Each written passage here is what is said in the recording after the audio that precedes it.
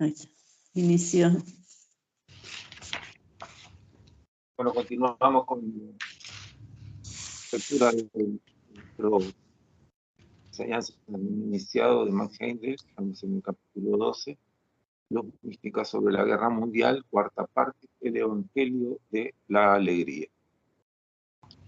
La reciente lucha titánica entre las naciones europeas ha alterado el equilibrio del mundo entero hasta tal punto que las emociones de las personas que viven en las más remotas regiones de la Tierra han sido exaltadas como nunca lo habían sido antes, expresando los distintos pueblos: cólera, odio, histerismo o abatimiento, según su naturaleza y temperamento.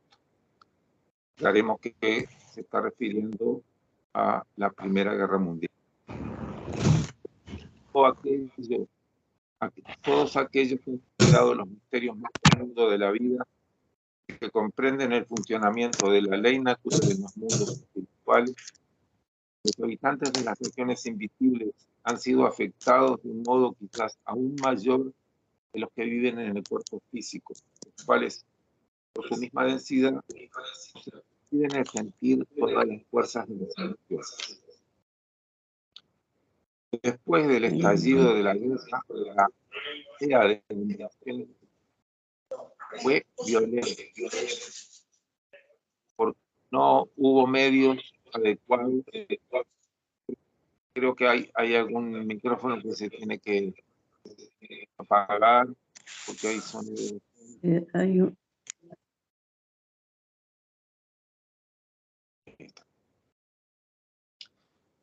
Bueno, decía Max Heindel, después del estallido de la guerra, la marea de emociones fue violenta porque no hubo medios adecuados para encauzarla.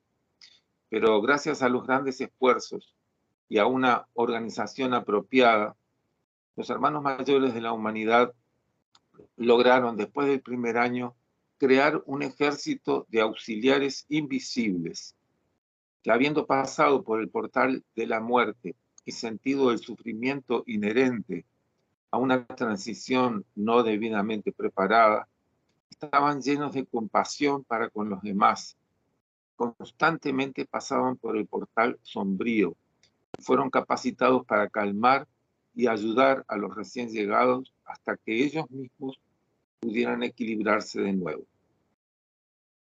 Con esto estamos viendo que los cuadros de auxiliares invisibles se constituyeron por primera vez en ese tiempo de la Primera Guerra Mundial. ¿Y quiénes lo formaron? Lo formaron personas que se habían muerto en la guerra. En primera instancia fueron los que formaron esos cuadros de auxiliares invisibles, dejando de lado los auxiliares invisibles que ya habían llegado a la iniciación, que naturalmente son auxiliares invisibles, pero es la primera vez que seres humanos que todavía no pasaron por la iniciación empezaron a colaborar desde los mundos invisibles de una forma organizada, siguiendo las líneas astrológicas correctas como para poder brindar el servicio a aquellos que estaban sufriendo. Y la condición para formar parte de esos cuadros de auxiliares invisibles era tener compasión por la gente que estaba pasando por las atrocidades de la guerra, y ya sea que se murieran o que quedaran vivos, poder estar auxiliándolos independientemente de que pertenecieran a uno de los bandos en conflicto o al otro. La compasión no hacía discriminación de a qué país pertenecía la persona que estaba sufriendo.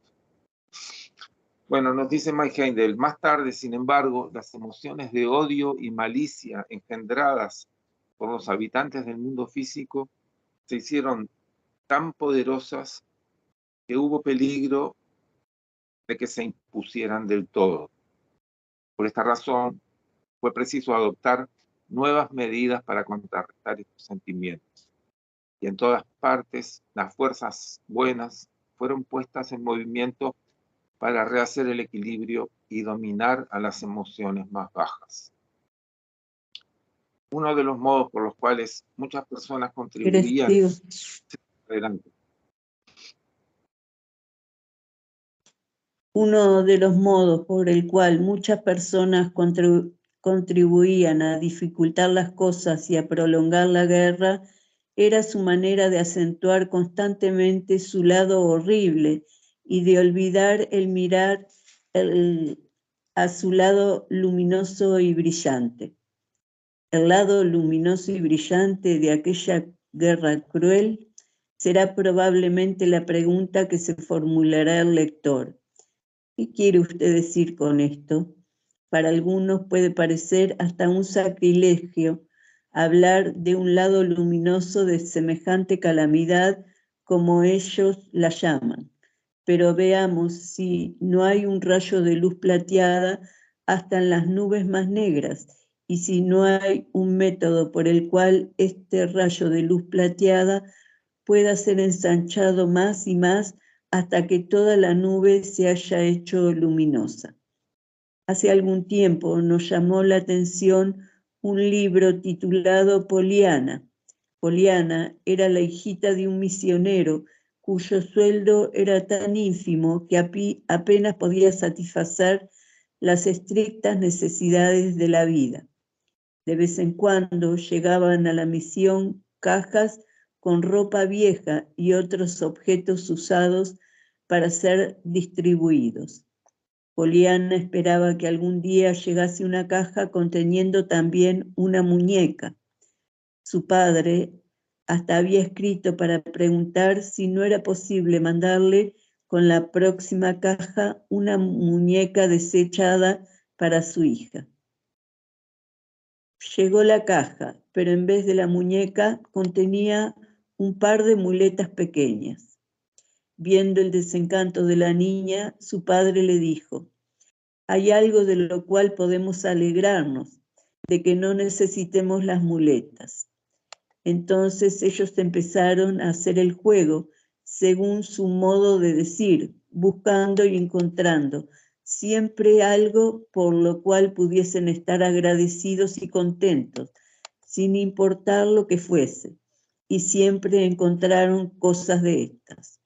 Por ejemplo, cuando se veían forzados a comer una comida muy deficiente en un restaurante, por no poder permitirse platos más delicados, ellos decían: estamos contentos de que nos gusten las judías, aunque se fijasen al mismo tiempo en un pavo trufado, inaccesible para sus medios económicos.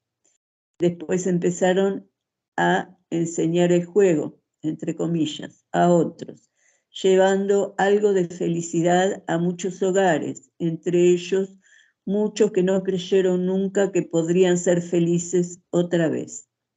Pero finalmente quedaron faltos de toda clase de recursos y la madre de Poliana falleció por las privaciones. Su padre no tardó en seguir a la madre, dejando a Poliana abandonada al cuidado de una tía rica soltera, pero avara e inhospitalaria, en Vermont. A pesar de la poco cordial acogida que la niña encontró y las habitaciones que al principio la señalaron, ella estaba siempre contenta y de buen humor e irradiando alegría sobre todas las personas que había alrededor de ella, hasta su misma tía, la cual, por insensible que fuese, acabó por dejarse influir. La mente rosada de la niña pronto encontró medios de adornar las paredes y piso de su cuarto con todos los medios de belleza a su alcance. Faltándola cuadros, ella veía con alegría que desde su pequeña ventana se descubría a su vista una escena de paisajes más hermosos que los más preciosos cuadros que un artista pudiera pintar, y una alfombra de verde y oro como ningún artesano hubiese jamás podido tejerla tan hermosa. Si en su pobre lavabo no había ningún espejo, ella estaba contenta, porque así no podía ver sus pecas, y si tenía pecas, ¿no tenía razón para estar satisfecha de que no fuesen verrugas?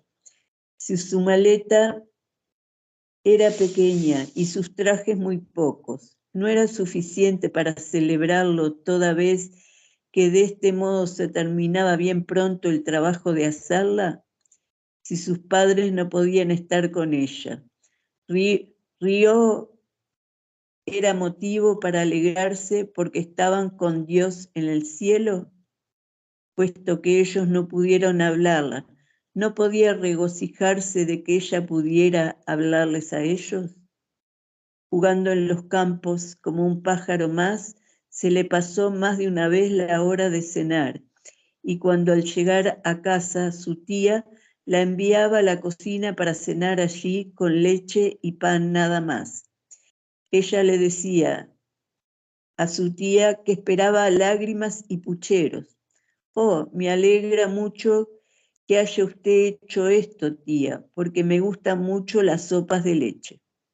En los primeros tiempos la tía solía tratarla con brusquedad, pero la niña supo siempre encontrar una excusa cariñosa para estos malos tratos y pagándolos en cambio con pensamientos de agradecimiento.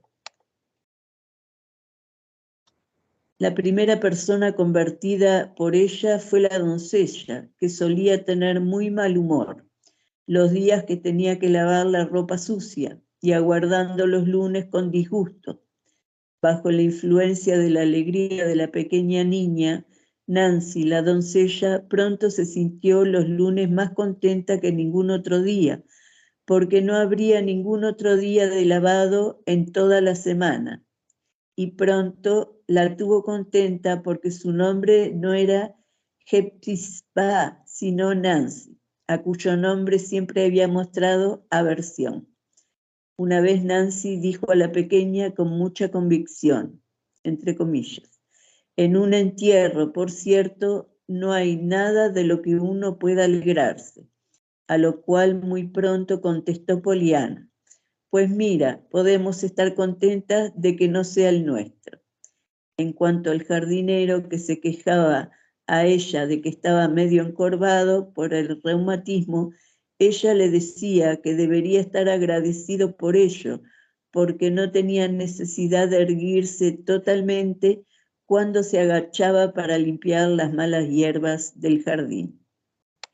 Cerca de su casa vivía en una mansión soberbia un señor soltero de cierta edad, retirado del mundo y taciturno. Cuando más se repudiaba la niña con maneras bruscas, tanto más contenta estaba, y tanto más pronto la niña volvía a verle, aunque nadie más que ella lo hiciese. En su inocencia y piedad, ella atribuía aquella falta de cortesía a alguna pena secreta, y por esta razón anhelaba poder enseñarle la manera de vivir alegremente, el juego alegre aprendido de sus padres.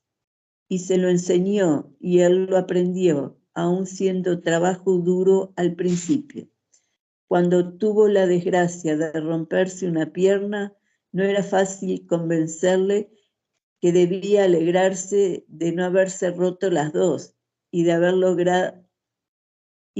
logrado hubiera sido mucho peor que tuviera 100 piernas y que todas ellas se le hubiesen fracturado.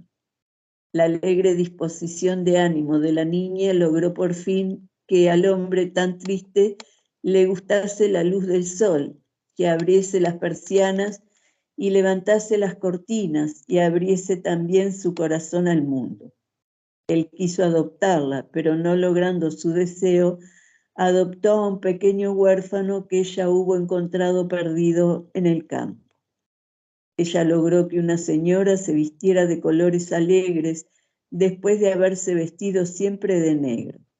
Otra señora rica y desgraciada, porque su atención estaba concentrada sobre desdichas pasadas, fue influenciada por Poliana en el sentido de ocuparse ahora intensivamente de las miserias de otros. Habiendo aprendido, como se puede, dar alegría a los demás, esta señora llegó a convertir su vida en una alegría continua.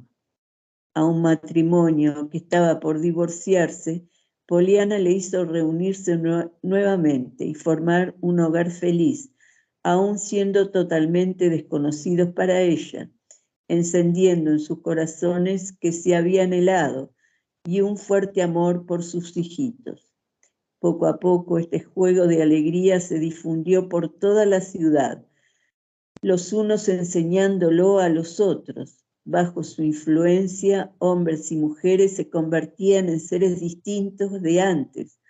Los desdichados se hacían felices, los enfermos sanaban, los malhechores encontraban el camino de la virtud y los desesperados hallaban consuelo y nuevos bríos. El médico de más fama de la ciudad se convenció pronto de que Poliana era la mejor receta para todos los males. Entre comillas, esta chica, dijo, vale más que un gran frasco de tónico. Si alguien puede aliviar a un enfermo, es ella. Una dosis de Poliana cura más que una botica entera. Pero el gran milagro del juego alegre fue la transformación operada en el carácter de su malhumorada y puritana tía. Ella, que había admitido a Poliana en su casa como un deber estrictamente familiar, desarrolló bajo el trato cariñoso de su pequeña sobrina un corazón que literalmente se desbordaba de afecto. Muy pronto Poliana fue sacada de su guardilla fea y desnuda e instalada en un gabinete lujoso en el piso donde vivía su tía, y de este modo el bien que hacía reaccionaba sobre ella misma. Esto no es más que un cuento, pero está basado en hechos que tienen su raíz en las leyes cósmicas. Lo que esta niña hacía respecto a las personas alrededor de ella, nosotros, como estudiantes de las enseñanzas Rosacruces, podemos y debemos hacerlo en nuestra esfera individual, tanto respecto al trato con nuestros parientes y amigos, como respecto al mundo en general. En cuanto a su aplicación a la guerra en general, en vez de entristecernos por las derrotas o catástrofes, y en vez de añadir nuestra tristeza, odio y malicia a los sentimientos semejantes engendrados por otros, deberíamos tratar de encontrar algún aspecto agradable y luminoso, hasta en tales horribles calamidades. Seguramente es razonable alegrarse extraordinariamente pensando en el sacrificio personal hecho por tantas almas nobles que han abandonado su actividad en el mundo, sus grandes ingresos de dinero y sus casas confortables para defender lo que para ellos es el ideal de mejorar las condiciones del mundo, para aquellos que vengan detrás de ellos, porque ellos mismos ya habían abandonado toda esperanza de volver jamás para acoger los frutos de su sacrificio. Igualmente podemos alegrarnos de que muchas mujeres nobles, dominadas por el lujo y una vida fácil, hayan abandonado sus hogares y relaciones para dedicarse a la ardua tarea de cuidar a los heridos. Hubo en todo esto un espíritu de altruismo, demostrado también por aquellas que, aunque obligadas por las circunstancias a quedarse en sus casas, dedicaban sus horas libres a trabajos manuales, cosiendo y trabajando a punto de aguja para los soldados en los campos de batalla. Es un parto muy doloroso el nacimiento del altruismo en millones de corazones humanos, pero por el sufrimiento inaudito de la última guerra, la humanidad se hará más noble y misericordiosa que hasta ahora. Si solamente podemos sacar esta impresión de los sufrimientos y torturas recientes, si solamente podemos enseñar a los demás a mirar hacia las prosperidades futuras que tienen que acumularse como consecuencia de tantos sufrimientos, entonces estaremos mejor preparados para restablecernos de la terrible pesadilla sufrida y para ayudar a los demás a que logren el mismo resultado. De esta manera podemos imitar a la niña Poliana y a condición de ser suficientemente sinceros, nuestra manera de mirar las cosas contagiará a los demás y quedará arraigada en sus corazones. Y entonces, como los pensamientos son cosas y los buenos pensamientos son más poderosos que los malos, por estar en armonía con la marcha de la evolución, pronto vendrá el día en que podremos imponernos y ganar ascendencia para establecer una paz permanente. Esperamos que esta sugestión será tomada muy en serio y puesta en práctica por todos nuestros estudiantes, porque los tiempos lo reclaman con urgencia, mucho más que antes aún. Bueno, tenemos que saber que Max Heindel, una vez que terminó la Primera Guerra Mundial, escribió que analizando las fuerzas que habían quedado arraigadas en el mundo del deseo, se encontraba que era muy difícil que no se diera lugar a una nueva guerra mundial. Mike Heindel falleció, o sea que no lo pudo ver estando él en cuerpo denso, pero exactamente fue lo que sucedió. Las condiciones que habían quedado en los mundos invisibles eran muy fuertes. También asoció la enemistad de los distintos grupos humanos que participaron en esas dos guerras, las asoció a la misma gente que había vivido en la época del Imperio Romano y había tenido las guerras con el Imperio Cartaginés.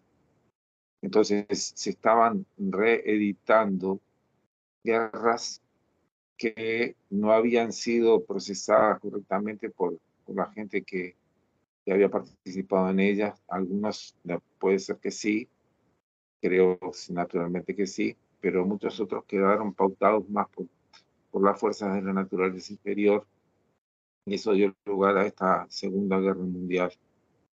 Y tenemos que saber que la forma de impedir que se produzcan guerras es consiguiendo que los seres humanos no nos dejemos arrastrar por las fuerzas de la naturaleza inferior, las que demandan venganza, las que odian, las que hacen daño, las que básicamente pasan a vibrar en esas regiones inferiores.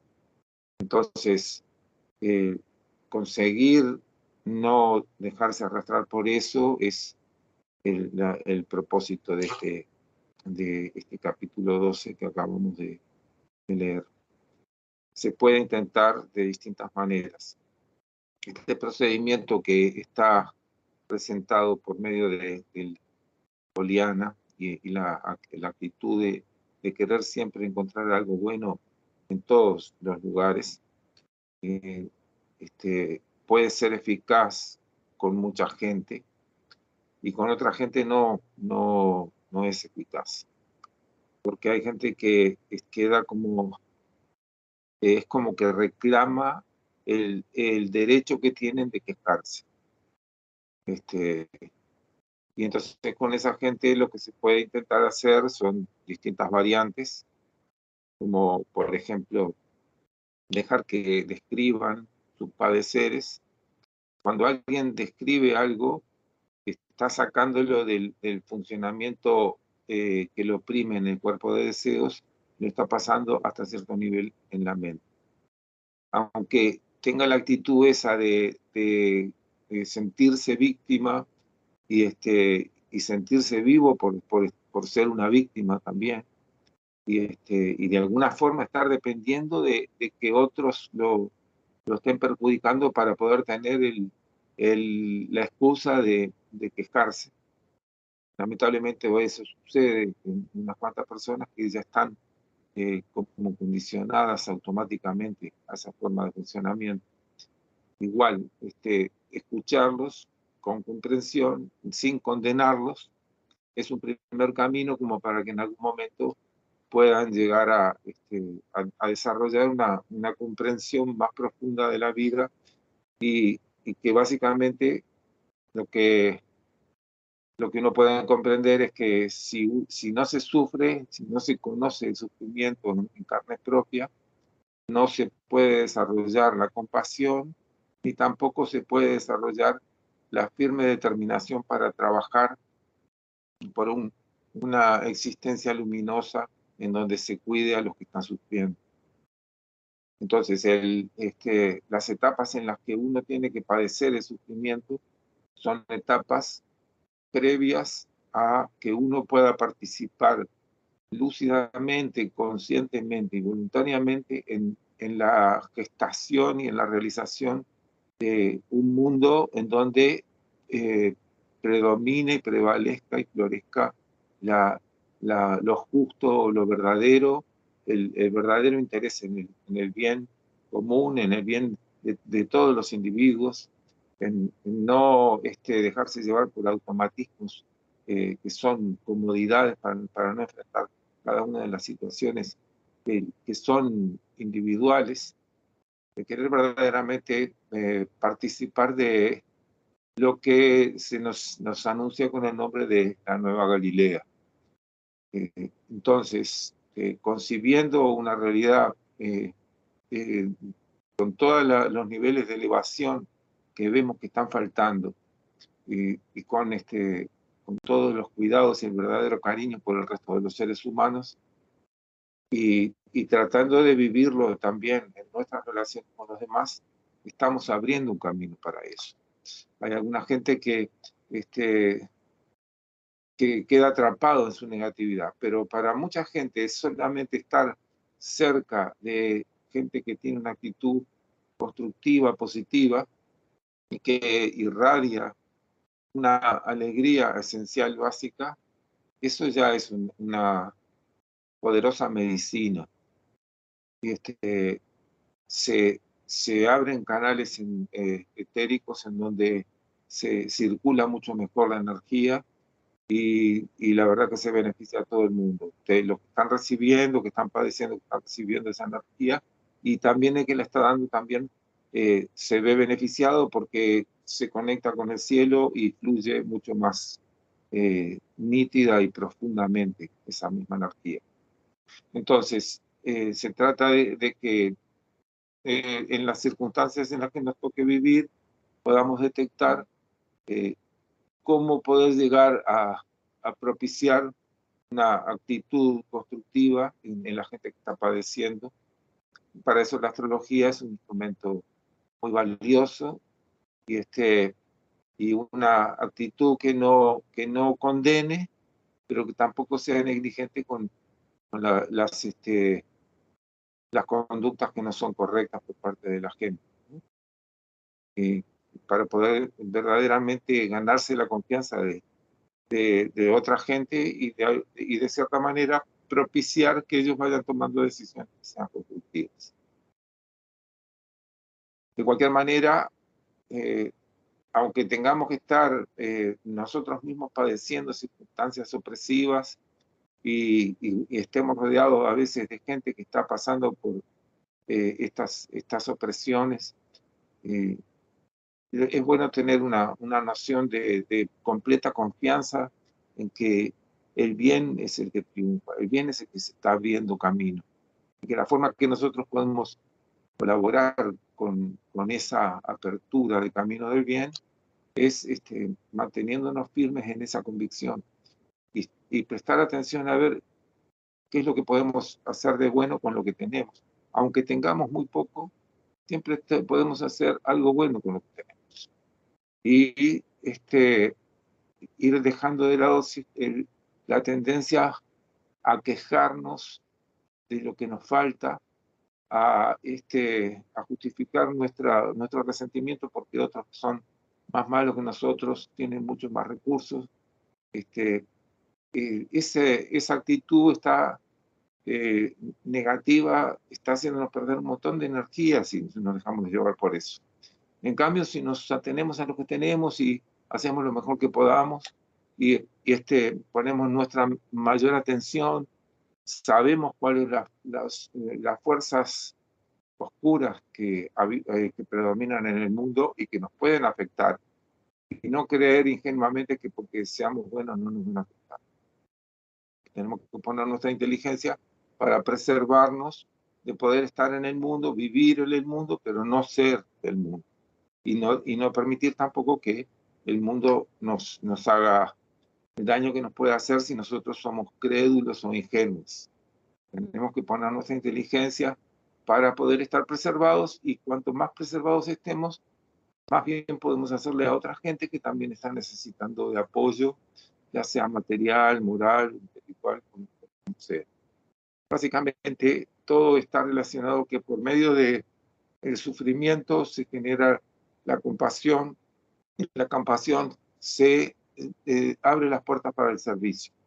Y el servicio, procurando hacer el bien a otros, prestando atención a ver qué es lo que verdaderamente necesitan y procurando propiciárselos, eso es lo que abre un camino de realización espiritual.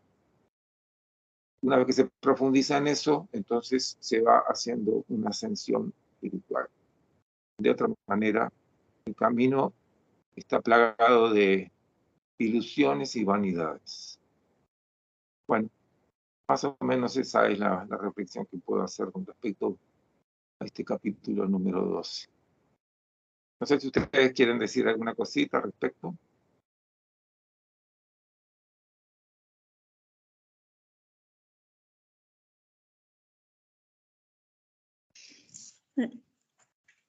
A veces también tratar de buscar, cuando uno no logra estar como en la luz, podríamos decir, tener a mano recursos que te puedan ayudar, como por ejemplo la música, escuchar música que te eleve el pensamiento y que te calme.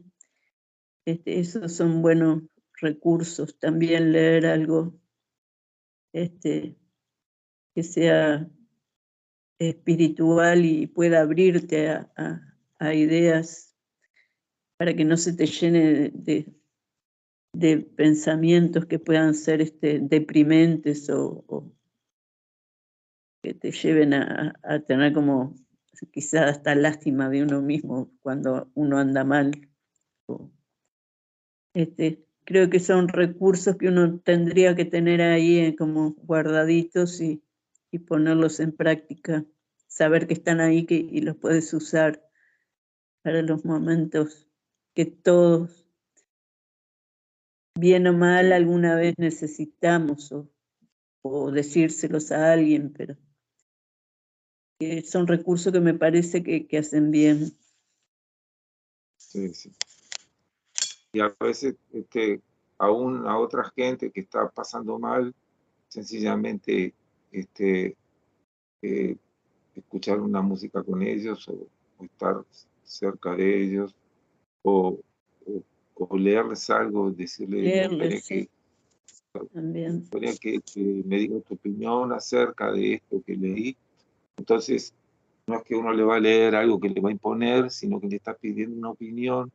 Entonces ya le va a prestar más atención y ya va a poder sumergir en la lectura de una forma más abierta. Y eso va produciendo una transformación, porque están los problemas reales, concretos, sin lugar a dudas. Y después está el efecto que causan sobre nosotros. Problemas ingresan a nuestro interior por la región de la impresionabilidad de nuestro cuerpo de deseos. Pero después de que se produce esa impresión, entonces se genera una reacción en el cuerpo de deseos, con la fuerza de atracción o de repulsión, el interés o la indiferencia. El interés que genera atracción o repulsión, o la indiferencia que lo deja de lado. Y esa respuesta de nuestro cuerpo de deseos condiciona nuestra actitud en relación con los problemas concretos. Y muchas veces lo que sucede es que estamos agregando más problemas a los problemas concretos que hay en el exterior, porque no sabemos cómo manejarlos o porque nos agarraron mal o lo que sea. Y a veces leer algo que nos cambia el estado interior, lo mismo buscar que otros lean con nosotros eso, cambia la actitud interior, y aunque los problemas concretos del exterior no dejan de existir y siguen siendo los mismos, lo que cambia es la actitud que tiene uno, aunque sea ante la vida o lo que sea, y eso le permite abordar sin estar quejándose, ni despotricando, ni, ni dejándose llevar por su naturaleza interior. Y entonces de esa forma la lección que nos traen esos problemas que son verdaderos, reales, puede ser asimilada mucho más rápidamente. A veces hay que padecerlos, pasarlos, encontrar la solución y poder dejarlos de lado. Y no estar agregando interferencia con nuestro cuerpo de deseos. Y bueno, a todos nos pasa, a todos nos ha pasado. Este mundo en el que estamos tiene una semilla de oscuridad con la que tenemos que lidiar y tenemos que aprender a sobreponernos a todas esas instancias de oscuridad. Pero la oscuridad se da y después uno se tiene que sobreponer. Así que siempre se puede encontrar un enfoque filosófico a partir de la enseñanza que nos brinda Heindel, y que evidentemente todos los iniciados han tenido que pasar por estas circunstancias. Yo recuerdo que Goethe en algún momento escribió que, bueno, que Goethe, Heindel dice que fue un iniciado, escribió que el que no ha pasado las noches de soledad, teniendo que enjugar sus lágrimas, no tiene abierto el camino de la recentralización espiritual. Hay que saber pasar por los momentos dolorosos y no dejarse atrapar por ellos, no permitir que la naturaleza interior sea la que responda. Y poder, aún dentro de circunstancias difíciles, encontrar un camino de hacer lo mejor que se pueda con lo que se tiene. Y bueno, en este tiempo que estamos viviendo, nos toca tener presente eso, sabiendo que, aunque desde ciertos puntos de vista hay, como nos anunció Cristo, guerras y rumores de guerra, y terremotos, etcétera, que son acontecimientos previos a el sitio de Jerusalén, el oscurecimiento del sol y el enrojecimiento de la luna y el regreso de Cristo, que mismo lo anunció así. Pero ¿qué es lo que nos dice también Cristo? Nos dice, bueno, que no vayamos en pos de quienes se anuncian que son Cristo, porque van a venir muchos en su nombre, pero que no nos turbemos, que todos los problemas de las guerras, rumores de guerra, terremotos, todo eso que no nos perturbe el interior. Las noticias van a estar, las dificultades van a estar, pestes, hambre, todo eso está anunciado por el propio Cristo. Hay que leer el Evangelio de Lucas, el Evangelio de Mateo, y nos encontramos y después a partir de ahí hay referencias a pasajes del Antiguo y del Nuevo Testamento donde se anuncia lo mismo. Y eso se procesa, vaya a saber en cuánto tiempo. Pero el asunto es no perturbarse, no dejarse arrastrar por esas emociones. Tampoco caer en la ingenuidad de creer que uno va a estar a salvo de los problemas que se generan por esas vías. Porque hay gente que está, sí, participando de una forma negativa en el mundo, está generando problemas, hace daño, hace mal, y nos puede llegar a tocar ese daño. Entonces, prevenirse, pero no entrar en la negatividad.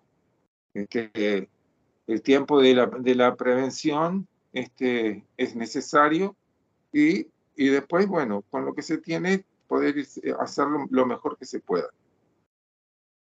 Y el tiempo de la venida de Cristo puede ser que dure todavía que falten 4.000 años, o que falten 2.000 o lo que sea. Bueno, hay distintos análisis astrológicos. El propio Heindel piensa que puede ser para la era de Capricornio en algún momento. En otros momentos también habla de que en la era de Acuario se abre una posibilidad. Es posible, analizando eso, a pesar de que Cristo dice que del día y la hora no lo saben ni los ángeles del cielo, sino el Padre. Nosotros tenemos la mente y especulamos.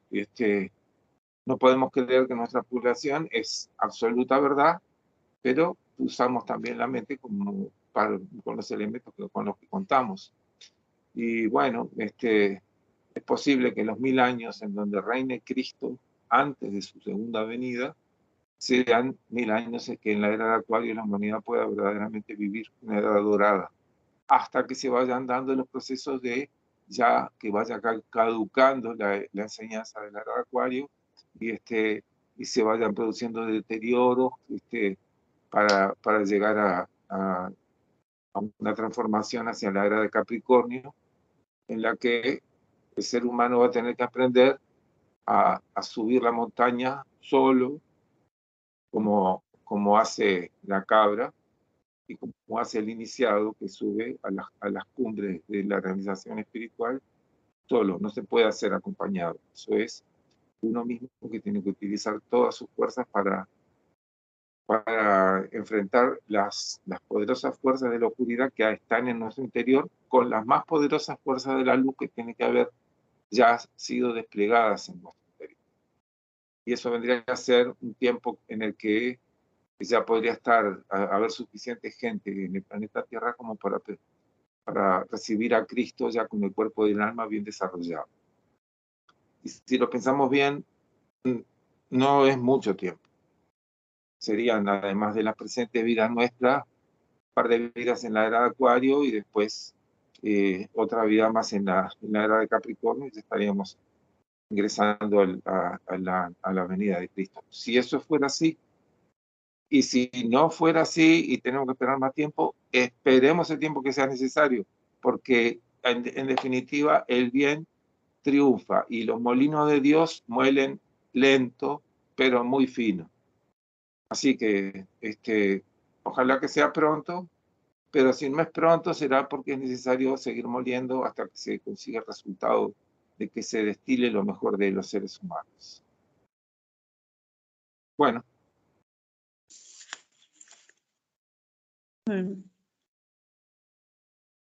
Dejamos acá. Sí, creo que podemos dejarlo por acá. El siguiente capítulo, que es el 13, es el significado esotérico de la Pascua de Resurrección. Así que eso, bueno, para tener que ver. Nosotros nos encontramos 10 de la mañana, si Dios quiere. Bueno, muchas gracias. Gracias, Adriana. A todos. Que pasen muy bien. Gracias. Gracias. Te mando eso. Muchas gracias. Gracias. Chao. Chau, chau.